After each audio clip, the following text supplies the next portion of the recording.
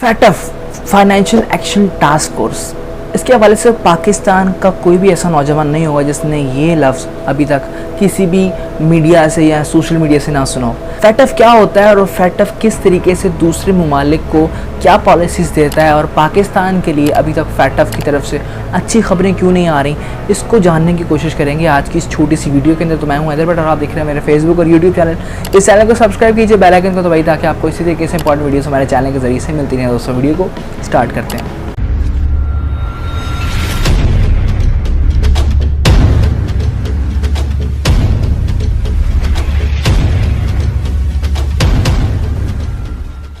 गिरामी world war जब हुई दुनिया के अंदर, पहली जंग अज़ीम लड़ी गई और फिर दूसरी जंग अज़ीम लड़ी गई, जिसके अंदर बहुत से करोड़ों जानी नुकसानात देखने में सामने आए और दुनिया को इस बात का अंदाज़ा हुआ कि अब जंगों से जो है वो ख़तरात बढ़ जाते हैं, जंगों से नुकसानात ज़्यादा होते हैं, जंग करने का कोई फ़ायदा नहीं होता।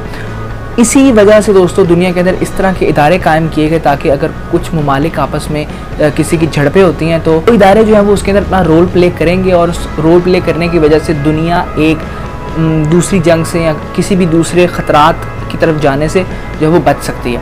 इसी वजह से यूनाइटेड स्टेट्स का भी क़याम किया गया 1945 के अंदर। उसके अलावा एक के बाद दीगरे नए नए इदारे हमारे सामने आते गए। अब जैसे जैसे दोस्तों वक्त गुजरा तो दुनिया के अंदर दूसरे ममालिक को नुकसान पहुंचाने के तरीके भी चेंज होते गए। पहले अगर असले से लड़ाई की जाती थी तो अब जो है वो उसका पैरामीटर बिल्कुल बदल चुका है। अब कुछ ममालिक अगर किसी एक मुल्क को कमज़ोर करना चाहते हैं तो वो कहते हैं कि उसकी मईशत को तबाह कर दो। उसकी जब मईशत तबाह होगी तो वो तुम्हारे हर हुक्म के ऊपर अपना सर झुका देगा। पाकिस्तान के साथ भी कुछ ऐसा ही मसला है। पाकिस्तान की मईशत पहले ही बहुत ज़्यादा हिचकोले खा रही थी और आखिरी सांस ले रही थी, अगर मैं गलत ना हूँ तो 2018 के अंदर पाकिस्तान के मईशत के हालात बहुत ज़्यादा बुरे थे। लेकिन पाकिस्तान के मईशत के हालात बुरे होने की एक वजह पाकिस्तान का फैटफ की ग्रे लिस्ट के अंदर भी होना है।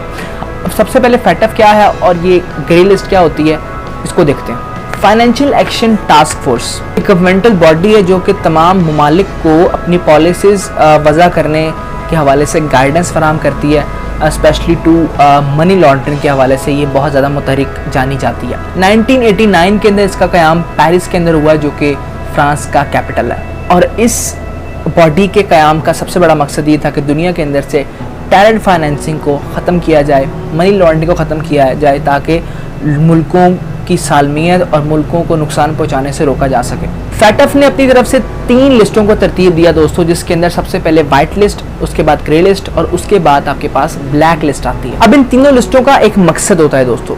जो ममालिक वाइट लिस्ट के अंदर फॉल करते हैं उसका मतलब ये होता है कि वो ममालिक फैटफ की तमाम पॉलिसीज़ के ऊपर पूरा उतर रहे हैं और उन ममालिक के अंदर किसी भी किस्म की मनी लॉन्ड्रिंग और किसी भी किस्म की टेरर फाइनेंसिंग का जो है वो सबूत या टेरर फाइनेंसिंग का चांस मौजूद नहीं है, जिसको आप ये कह सकते हैं। दूसरे नंबर के ऊपर दोस्तों आपके पास ग्रे लिस्ट आती है, जिसके अंदर कुछ ऐसे ममालिक मौजूद होते हैं जो कि फैटफ के साथ कुछ हद तक कॉम्प्रोमाइज़ करते भी हैं और कुछ हद तक कॉम्प्रोमाइज़ नहीं करते, जिसकी वजह से उनको ग्रे लिस्ट के अंदर रखा जाता है।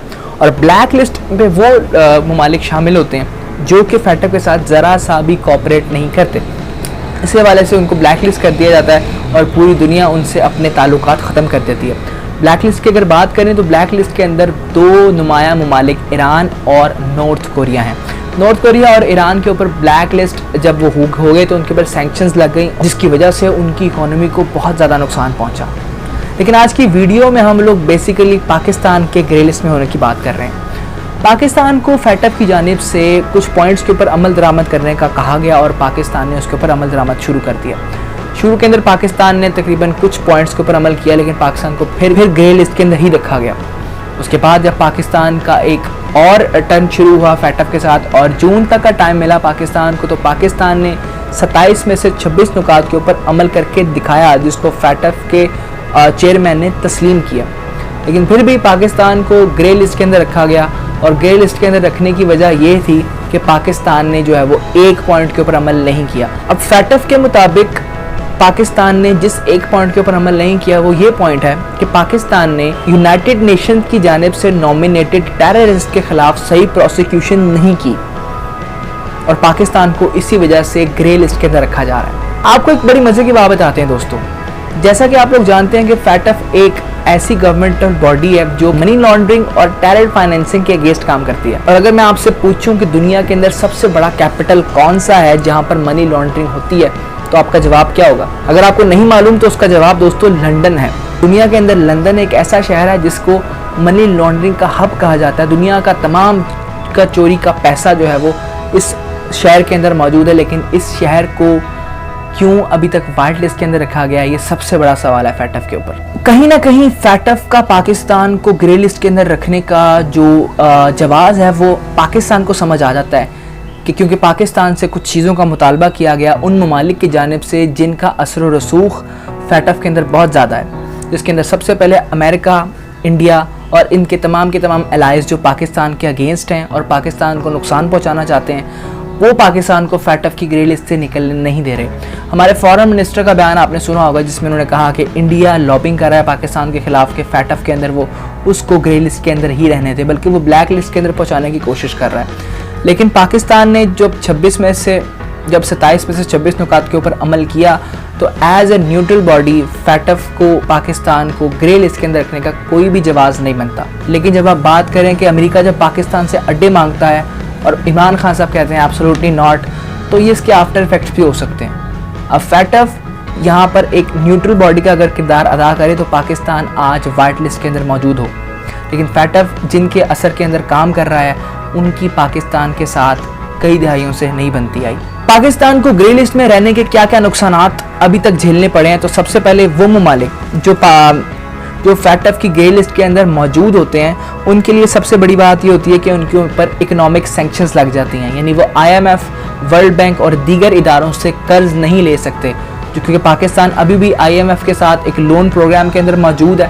تو اگر پاکستان خدا نہ خواستہ گرے لسٹ کے اندر ہی موجود رہتا ہے یا اس کے اپر لیول پہ جا کر بلیک لسٹ ہو جاتا ہے تو وہ پاکستان IMF کے ساتھ مزید قرض لینے کا پروگرام جاری نہیں رکھ سکے گا. اس کے ساتھ ساتھ آپ کو بتاتے جائیں تو پاکستان کو دیگر ممالک سے بھی لون لینے میں پرابلم پیش آئے گی. تیسرے نمبر کے اوپر گرے لسٹ میں رہنے کا نقصان یہ ہو سکتا ہے کہ پاکستان کے اوپر ٹریڈ کی بھی پابندیاں لگ سکتی ہیں, ممالک کے اوپر دباؤ ڈالا جا سکتا ہے کہ پاکستان کے ساتھ ٹریڈ نہ کی جائے.